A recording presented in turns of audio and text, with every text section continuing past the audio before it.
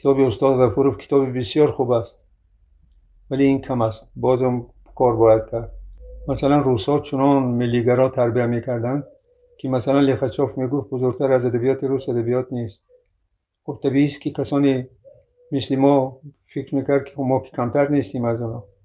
من یادم هست که استاد آسمی یک بار من تاکید کردن که چی پوشکین از فردوسی کم است یا لرمونتوف از فردوسی کم است. استاد مومن شاه هم بودن. من گفتم که اینها هیچ قابل قیاس با فردوسی نیستن، اینا بیچاره‌اند در نزد فردوسی.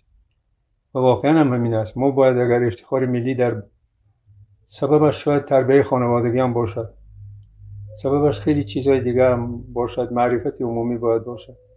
من فکر میکنم کسایی که سواد کامل داشتن و معرفت داشتن اونا همه ملت و ملی گرا به معنای خوبی این واژه بودن. ملتشان دوست می‌داشتن و ملتشان در چارچوب تمام ملت‌های جهان پیشرفتش می‌خواستن.